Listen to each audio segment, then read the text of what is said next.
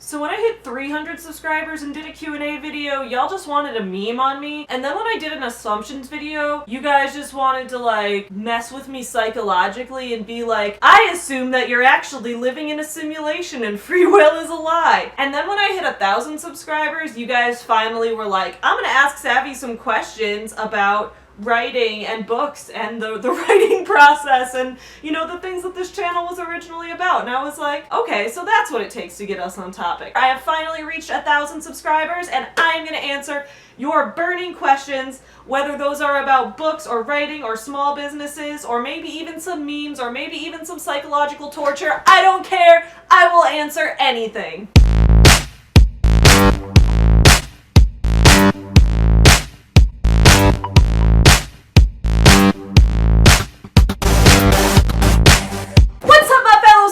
Supporters, I'm Savvy. I have finally hit 1,000 subscribers and I am so excited to celebrate with a Q&A video. So you guys left me some questions in YouTube comments, you left me questions on Twitter, on Instagram, you left me questions wherever you wanted to leave me questions because I left it pretty open. Why did Google just transcribe me saying my entire intro? It's like I said it to the Google. What? Is my phone stalking me? Is my phone like listening in on my life? We are gonna start with Instagram because I only got one question on Instagram so we can get an entire social media platform out of the way quickly. On Instagram, author Joey Paul asked, how did you get started writing and do you have a set writing routine? So in terms of how did I get started writing, like if you mean in the first place, like how did I ever start writing in my life at the very beginning? I started writing when I was 4 years old because I wanted to write stories about my dog who was a little chihuahua and it got me into writing, and now I write stories about Chewie and my dogs and real rescue dogs for a living and that's my business. So like I guess I'm one of the rare people that knew what I wanted to do when I was 4 years old, like down to the specifics. But in terms of having a set routine, no, my routine actually fluctuates quite a lot. I have learned a few things about myself over the course of developing a writing process. The main one being that I'm a hardcore extrovert, and I've talked about this before because a lot of people assume that most writers and most people who are really into reading that we're introverts because like I guess it would make sense to do those things if you prefer to spend time by yourself or if you derive more energy from spending time by yourself. But I'm one of the unlucky people who gets all of my energy from being around other people and also gets really exhausted being by myself. So doing those things, I often need to put myself out in public. So a key part of my process is usually like going into a coffee shop, going to McDonald's, going somewhere and sitting down around other people, talking to strangers sometimes. Don't talk to strangers, kids, even though I do it. I'm not here to tell you how to live your life. I mean, I give writing advice, so maybe I am. But other than that, in terms of like time of day, in terms of how much I write every day, that varies depending on what project I'm currently working on, what I'm on deadline for in terms of like freelance work that I'm doing or articles I'm writing for the magazine I work for or any deadlines I have for releases I'm doing for Forever Home Friends or anything like that. So my process itself varies and I don't really have a set routine. Next, heading to my Twitter DMs, I got 3 questions from select pages. Which one of your book characters would you trade lives with? I mean,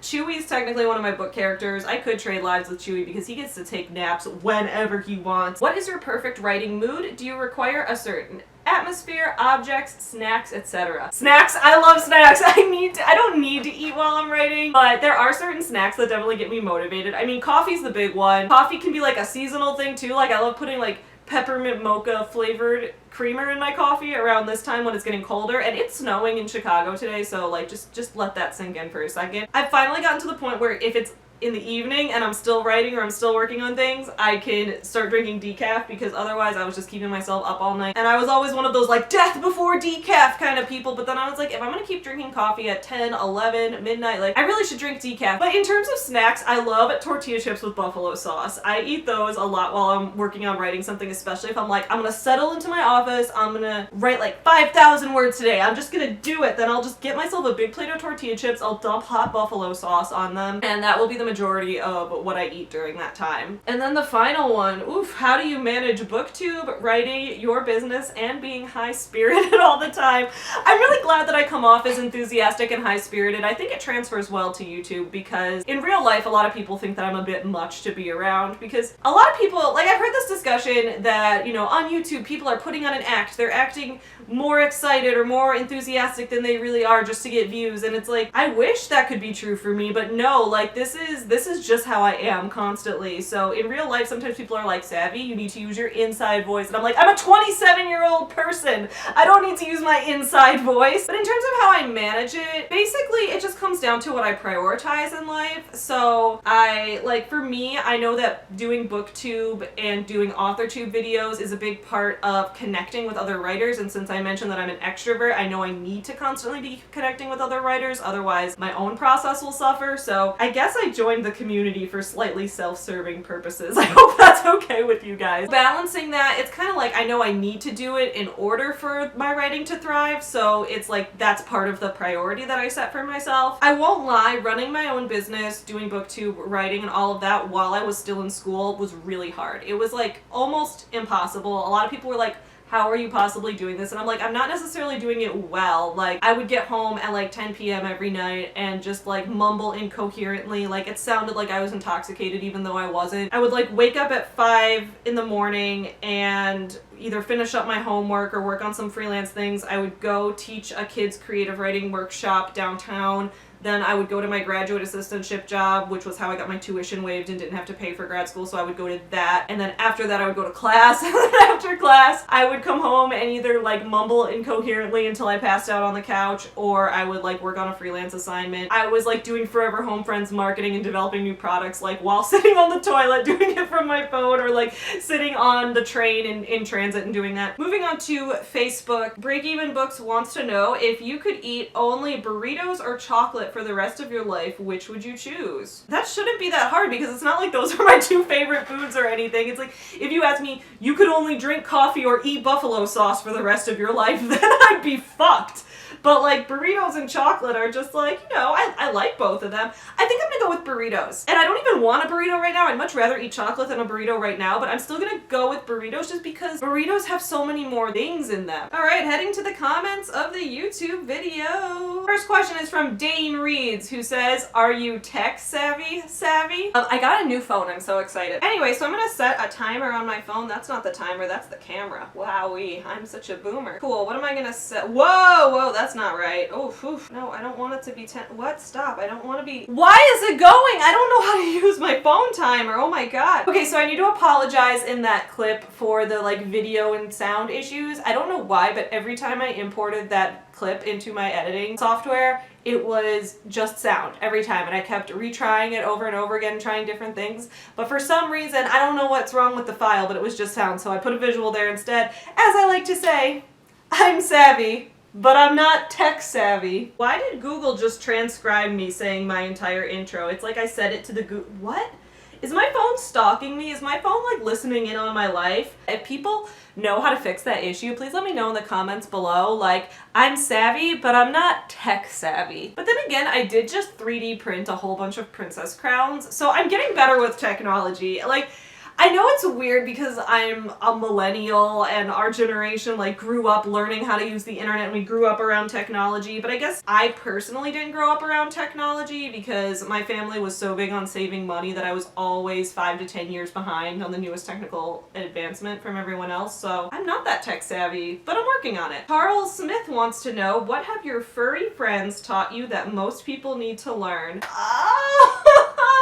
I don't want to get deep and emotional on this, but like forgiveness and unconditional love and those kind of things, like dogs are so good at that. And there are always going to be those cynical people who are like, yeah, well, dogs are good at forgiveness and unconditional love because humans bred them to be subservient to us, so the fact that you like dogs so much really shows that you just want to be a controlling asshole and manipulate other people. And like, no, fuck off. Dogs are pure and wonderful, and I love them. I love Chewie with my entire heart. I got my mom this pillow for Christmas last year that says, be the person your dog thinks you are. So I think that's the lesson we can really learn. A Wandering Mind wants to know, do you reread books? What book or books would you like to reread in the future? For the most part, I don't reread them because there's so many books. Like, you've seen this massive TBR I've got going on. And this, I have books on my Kindle in addition to this. I have books on Audible in addition to that. And I have beta reading I want to do for friends. I have arcs that I want to read for friends, especially now that I've gotten involved in like the author community. There are so many books, like I want to get involved in reading other people's arcs. I want to get involved in doing reviews for friends' books as well. So at this point I just don't have time to reread books. Lost in a Bookcase wants to know, What is the most annoying thing you've been asked? That's really hard, actually. I am really difficult to annoy. People ask me all kinds of invasive and weird questions and I'm just on it. Like, I'll just answer basically whatever. So here's the most annoying question I've been asked. The person had good intentions, so I don't want to like throw them under the bus. I'm not going to say who it was. And this isn't like a person that I have contact with. This is like a person I was doing a one-time business relation type thing with. But I was doing a school visit once as an author up to talk about Forever Home Friends to a class. I made that joke, you know, like when people say like, oh, don't call me Mr. or Miss whatever. That's my dad's name. That's my mom's name, whatever. So like I go by Savvy professionally as an author, and so but for Forever Home Friends I have it under my full name, Savvy Lizer, and I was about to give the presentation and I asked the teacher of this classroom, she was like, should I introduce you as Savvy or should I introduce you as Miss Lizer? How should I introduce you? So I made that dumb little joke where I'm like, introduce me as Savvy. Mrs. Lizer is my mom's name, right? And she knew I had just gotten married like previously before this, and so she asked me, she's like, oh, Mrs. Lizer's your mom's name? What's your married name then? And I was just like, whoa! That was like so many levels of gender assumptions at once. I would say that's probably the most annoying thing I've ever been asked. Someone asking me, what's your married name? When like I had my name on the presentation and I was telling her my name, like why did she have to ask me what my husband's last name was when that wasn't relevant to this discussion at all? And there's something wrong with that. I have a lot of friends who took other people's last names, but I didn't. Like, gender roles have never really been a thing to me, especially, like, I'm the one who proposed to Tyler. We both kept our own last names. We just kind of do whatever's best for us at the moment, and we hyphenated CHEWIE'S last name. What's your married name? That just, like, threw me off, and I found it kind of annoying. But I got over it pretty quick because, like, I love doing school visits. Like, that's the thing, is I don't really get annoyed when people ask me annoying questions because I know that their intentions are usually good. So, like, I know she wasn't trying to offend me or annoy me or anything. So, Kaya Alexander says, when did you first realize your sexual orientation or your coming out story? So, I have a coming out story, but it's so anticlimactic. Here, I'll tell it to you guys real quick. I came out in the dumbest millennial way possible, which was on the internet. I didn't, like, do any kind of coming out before that. I didn't, like, talk to people one-on-one or anything. I just, like, posted on the internet on National Coming Out Day. And I did this blog post about it where I wrote about, I was like, this was back when I was really into blogging, and I was like, so it's Pride Month. I'm gonna be taking Chewie to the Pride Parade, so let me talk about my coming out process or something. And this was like the first my family or anyone had ever seen of this. Like, I had not even come out. Like, this was stupid. Why did I not do that? I don't know, because I'm impulsive on the internet, that's why. My family, my mom, like, sat me down. Like, I remember this, we were driving back from someone's funeral one day in the car, like shortly after I posted this, and my mom was like, all right, Savvy, I need to talk to you about your blog post. I was just like, okay. Her entire reaction was like, you should not take Chewie to Pride, he will not behave himself. And that was like all she lectured me on. And I was like, Chewie will behave himself at Pride. And then I took Chewie to Pride and he did not behave himself. In fact, trying to wrangle him caused Tyler to like almost break his thumb. So my mom was right. I'm not taking Chewie to Pride ever again because he is too rambunctious to hang out at a parade. But like, I've always felt kind of dumb about like my coming out story because I waited way too long to do it, right? And I guess this is the thing I'll talk about real quick. I'm hoping one day that I can find my old diary from when I was a kid, because I had this little journal and it had a Barbie on the cover. As you know, everything has to do with toys with me. I wrote in this from the time I was 5 until I was 9, because I'm one of those people that buys a million different journals constantly, so this was one of the many journals that I wrote in. I remember in this one specifically, I looked back at it when I was in middle school, and I was like super gay in this diary. Like, when I was 9 years old, I would write like, there's this girl in the other class and I really want to talk to her, but I'm so scared to, and we're not even friends, but I wish we'd be friends and she's so pretty. And then the next page I'd be like, she finally talked to me on the playground and I'm so happy, and my other friend got her to talk to me, and now I'm so grateful to my other friend because I was like, what the fuck? And then I'd like flip the page and the next page was like this girl's name written in hearts, and I'm like, holy fuck, I'm so gay. That was me in like 3rd grade. Throughout like middle school and high school, like, I would be attracted to other women, but I had this stupid idea in my head, and I did a Twitter poll on this recently, but I was always like, I'm not bisexual, I'm just the same amount of bisexual as everyone is.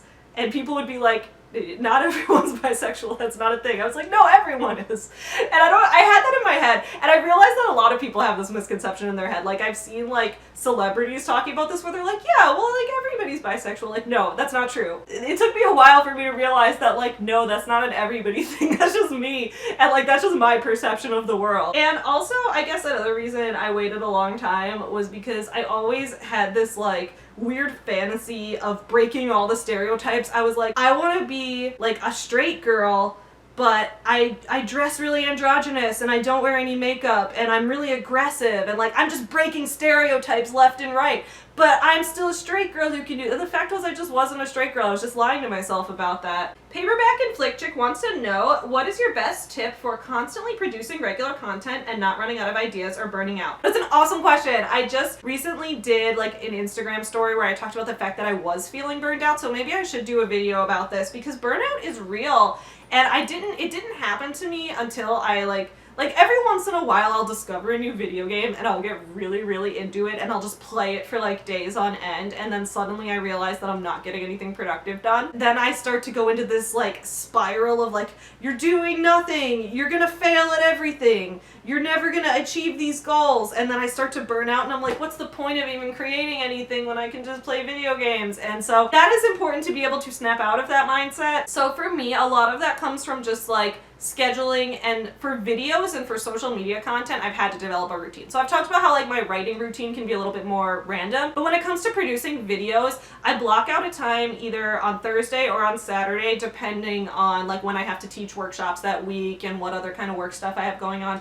I'll block out a certain amount of time and say, like, this is the time when you're gonna get the videos done. Get yourself showered, pick out some outfits, make it work, do your videos. It also helps that I really enjoy editing videos. I can put in little visual gags, I can get really creative and have a lot of fun with it. That's another thing, is, like, focusing on the things about it that you're excited for. I do burn out a lot on social media just because, like, scheduling Twitter posts, scheduling Instagram posts, trying to grow my Forever Home Friends Instagram account and get more customers that way. And like I said, I'm not tech savvy. This is a little bit difficult for me, but a lot of it comes down to, like, bullet journaling has really helped me with that. I've made, like, the majority of my bullet journaling process has turned into just a social media editorial calendar. Let's take a look at this. Got the little seal girl from As Told by Ginger on the cover. So this is pretty much the only section I really use in my bullet journal anymore, which is social media editorial calendar. And then from there, basically what I do is I have a 2-page spread that covers Twitter and Instagram. So I'll do something like this. I'll have the week at the top,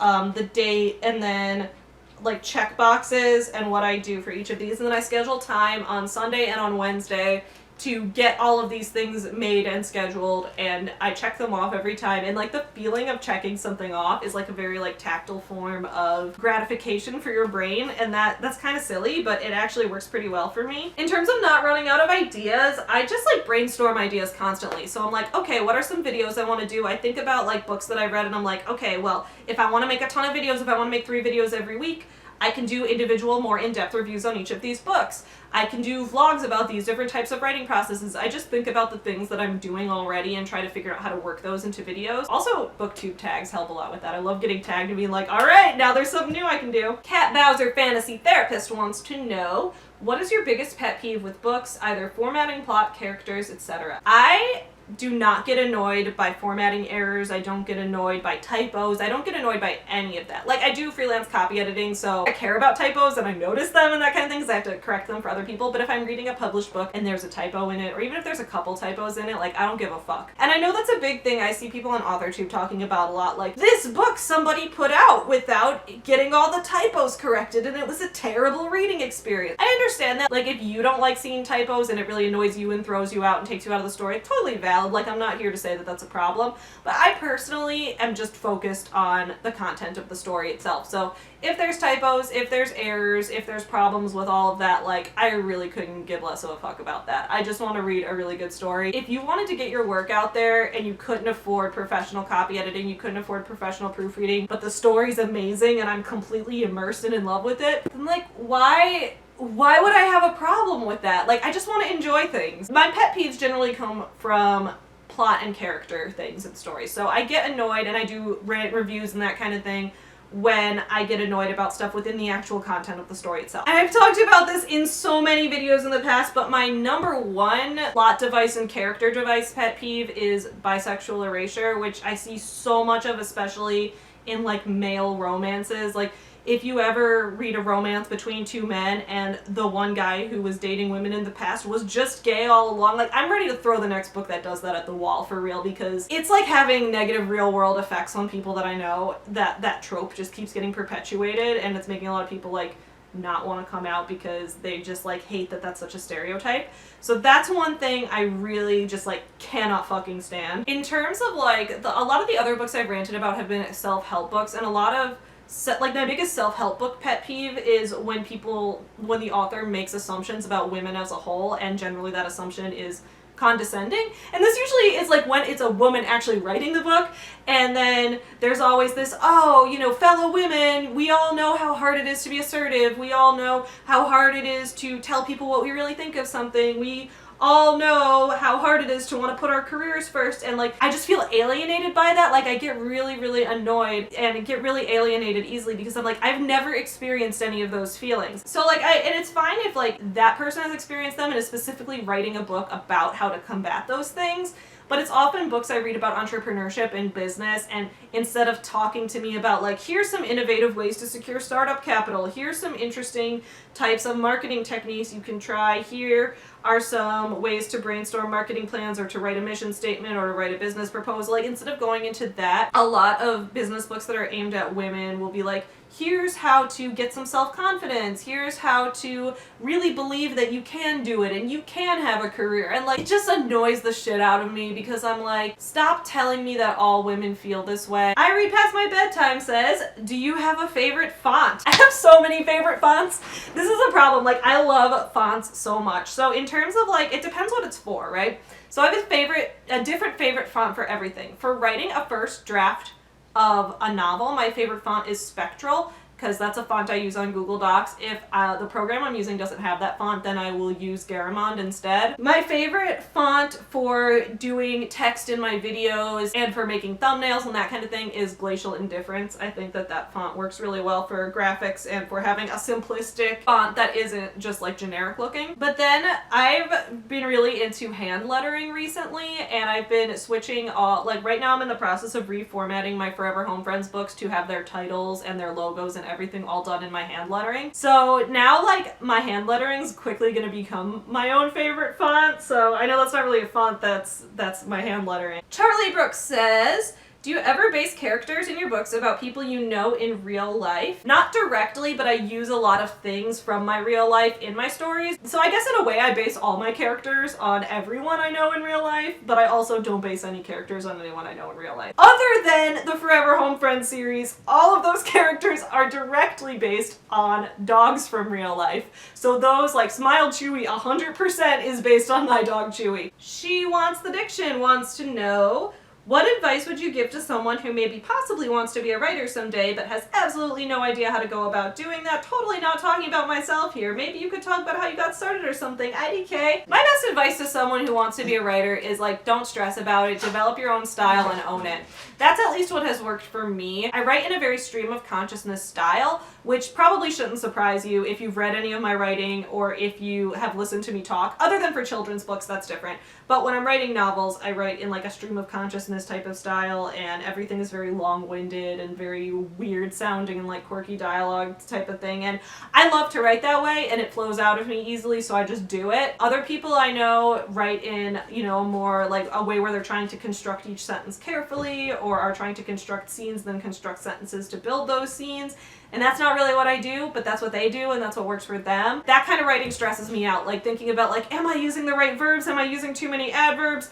Is the sentence length varied enough? Like, no, for me, I just have to like look at the rhythm of speech and write how it sounds natural coming out of my head and how it would sound natural for me to talk. You gotta write in the way that makes you happy. You gotta write in the way that feels easy and doesn't feel like a chore to you. You gotta do what feels fun. Caught Between Pages has 3 questions. First, can you go through a day in the life of a small business owner and entrepreneur? What does the average day looks like, if an average day even exists when you run your own business? No, the average day does not exist. Right now I'm trying to break down my calendar into developing a routine. Like every Monday I ship out orders at the post office for Forever Home Friends things. Every Tuesday I do this thing. Every Wednesday I do this thing. And a lot of days are very different because it depends when I have a signing or an event, because a huge component of what I do with Forever Home Friends is taking my books on stuffed animals to events, taking them to book signings, doing festivals, conventions, craft shows, art fairs, all of those kind of things,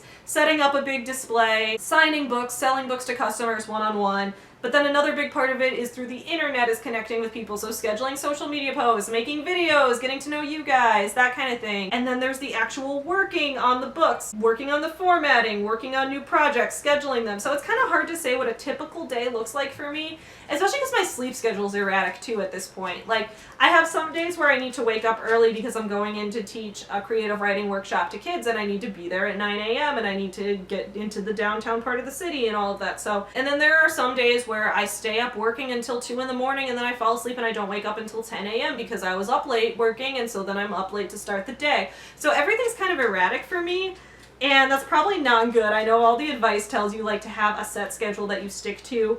And so I'm trying to get more on track of having a set schedule, but for me, as long as I feel like I'm constantly producing things, I feel like I'm being successful. All right, so are you going to double up book-wise for Nano this year with your original project and also the Entrepreneurship for Dummies you've been talking about on Insta and Twitter?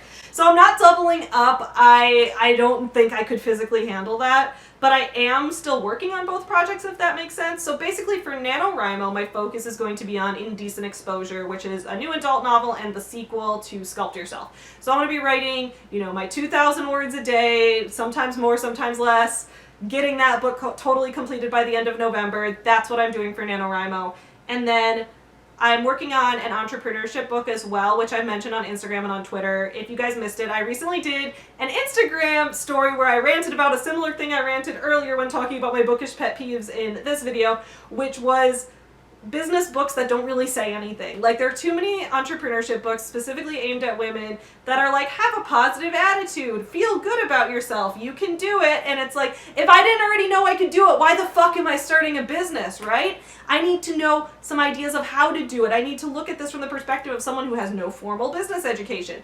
And then you get the books aimed at like men that's like, hey bro, you're a frat bro who majored in business, right? And you're already rich, so you have startup capital, you got venture capital from big investors, let's talk about how to invest it. I feel like business books are very based on gender stereotypes and are also very much based on either you have no experience in anything or you already have tons of experience in business. But like, where's the middle ground where it's like, you're someone who's starting up a business, you're someone who just wants to know like more about the specific steps of the process. So I decided I was going to try writing one. So I'm like, I don't know, 4,000 or 5,000 words into it. So that's like my side project. That's my work in progress for when I am not writing a novel that's on a specific month-long challenge deadline. It'll be interesting to see how that evolves because my business is growing as I'm writing the book. So that's kind of interesting. But I'm going to keep working on that one. It will not be done by the end of NaNoWriMo though, unfortunately. And then third, what's your favorite song as of reading this question? I've talked to you guys in the past about my favorite band, which is Planet Booty. So like basically everything that Planet Booty puts out just makes me so happy. As you guys know, I love butts. I'm also listening to Christmas music right now, so maybe Christmas music as a whole is my favorite song. But Savvy, it's barely November. Why are you listening to Christmas music? Here's why, because I'm a business owner. And when you're a business owner, Christmas starts in the middle of October because you have to start your Christmas marketing, you have to start your entire holiday season. Like, that's the biggest buying season for everyone. I have to start preparing for Thanksgiving, for Black Friday, for Small Business Saturday, for the entire month of December, for all the events that I'm going to have during the holiday season. All right, Moonbook wants to know, how do you choose what audience you are targeting for your book? The difference between kids, YA, and adults. So that really just comes down to like the content of the book itself. Like Forever Home Friends was obviously targeted at a younger audience. When I came up with the idea, I was like, oh yeah, I can help teach kids about these social issues through a dog's eyes. And that was targeted at kids in my mind because I wanted to break down more complex issues and get kids thinking about them earlier through a dog that they could empathize with without seeing like the harsh realities of the human condition or whatever. And that's how I kind of figured that one out, and also because then I could do stuffed animals too, even though stuffed animals are for adults too, if you know me at all. Writing Sculpt Yourself, that was definitely new adult because I'm like, okay, the characters in this book are in like the, 22 to 24-ish age range. So I usually base that, in that case, like YA versus adult versus new adult. I usually base on the ages of the protagonist. But it's not just that, right? Because there's books for adults that have child protagonists. One I think of is Frederick Bachman's My Grandmother Asked Me to Tell You She's Sorry. The protagonist is 7 years old, but it's a book, it's like adult literature. So I think that also comes down to like the way that the content is presented. Like, is there a layer that is deeper than the level that the protagonist can understand and that kind of thing? It's a fine line. I'm not the expert on like age category and genre, but for me, it mostly comes down to, what do I want someone to get out of this? What age group would get the most out of this? And what are the ages of the characters in it? And then from there, I kind of tailor it to that audience. Moonbook also wants to know, what's your favorite animal? I mean, we all know I'm a dog mom. I love pit bull babies especially because that's what Chewie is. But beyond that, like beyond dogs, which is the obvious answer, I really like bonobos. I went through like a hardcore bonobo phase when I was in college. I did research on bonobos for this informative speech I did for the speech team. And also as a kid, I had this obsession with like all types of primates. Like when I was like 10, 11 years old, I used to collect stuffed monkeys. Emma A. Books wants to know, how did you come up with the basis for your books? Did you write when you were little? So the basis for each of my books often comes from different things throughout my life that I then take to like an extreme.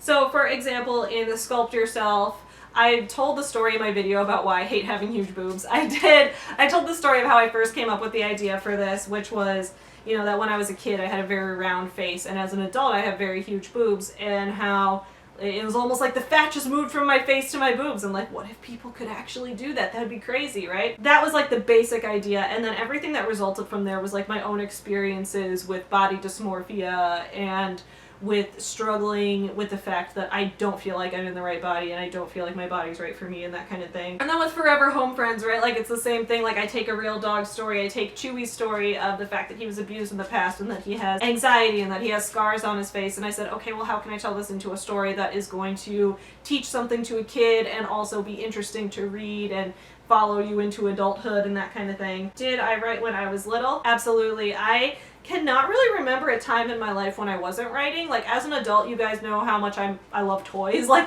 I'm really into toys. As a kid, I was more into writing than I was into toys. Like I played with toys here and there, but mostly I wanted to write. And sometimes I would only play with toys as a way to generate ideas for things that I was gonna write. Like I'd, take two toys and they'd like talk to each other, and then I'd be like, all right, I'm gonna write about this. Or like take my stuffed animals and I'd be like, this stuffed animal's gonna play the guitar, this stuffed animal's gonna play the drums, they're gonna form a band. I'd be like, all right, time to write the story about it now. And so, I don't know, as a kid, I was just, writing was always number one for me. And then finally, I've got a couple questions on Twitter. Stephen Partridge asked me, if you were to step out of your book's genres to write a new one, what genre would you choose and why? Business self-help, right? I read a lot in that genre. I've never written in that genre before, but as I mentioned, I'm trying to write a book in that genre, and that's like a back burner project for me that I'm working on. We'll see how it turns out. We'll see if it's any good. But I'm having a lot of fun writing it and trying a new genre, so that would probably be the thing that I would step out of. Other than that, I also kind of want to try doing a graphic novel at some point. As you guys know, I do art as well, and I love to draw, and I have kind of a comic-looking kind of style, so I'd love to try a graphic novel one day. Audrey Henley wants to know, 1, what advice would you give someone interested in starting an authortube or booktube channel? My best advice is to get really, really involved with the community, because when I first started a YouTube channel, I didn't know that like booktube and authortube were specific communities. I thought I could just upload writing tip videos and book-related videos, and I did, but no one saw them. Her second question is, when and how did you know you wanted to start your own business? I have always wanted to start my own business. As a kid, I was really into like business stuff, I guess. It's interesting because I was never a business major. I never went to business school. I never got any formal education in it. But as a kid, even, like, I wrote little stories as a kid, and I would also, like, fantasize about becoming a business owner. When I was in high school, I tried to start this club called the Young Entrepreneurs Club, but I couldn't get a faculty advisor for it Basically what the club was like, you know how in high school there's always clubs who are having bake sales for things, like, oh, we're raising money for this team, we're raising money for this club. So my idea was we'd start a young entrepreneurs club where the goal was to teach kids about business through practical real life experience. So I had a few friends on board and we all wanted to form this club, and I went up to a few teachers and I was like, so this is what we do. And they're like, all right, what's your club going to do? And I was like, well, you know how people have bake sales and that kind of thing. We'll have bake sales, we'll have fundraisers, we'll sell things and raise money for the club. And they're like, okay, what are you going to do with the money then once you raise it? And I was like, we're going to keep it because we're young entrepreneurs and we sold people things and they gave us money. And no faculty advisor would sign on for that. And I was like, well, that's some bullshit. The Young Entrepreneurs Club never happened. But basically, I've always wanted to start my own business. And now that, like, once I got the idea for Forever Home Friends and everything kind of came together, I was like, this is it. This is how I'm going to get my books out there. This is how I'm going to, you know, share my love of toys with the world. This is how I'm going to get to finally start my own business. It was just like, oh, it was so amazing. So starting my own business was something I always wanted to do, and I'm really glad that I did it. I think those are all the questions. If I missed any of them,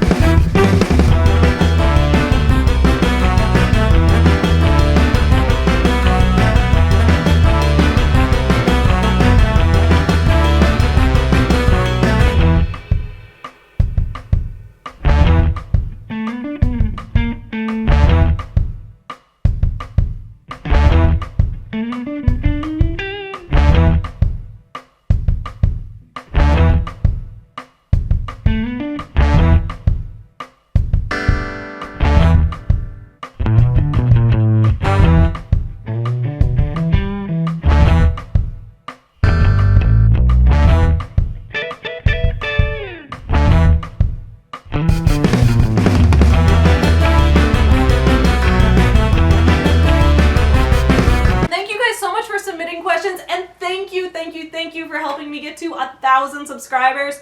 When I hit 1,500 subscribers, I'm going to do a merch drop, so that's my next big goal.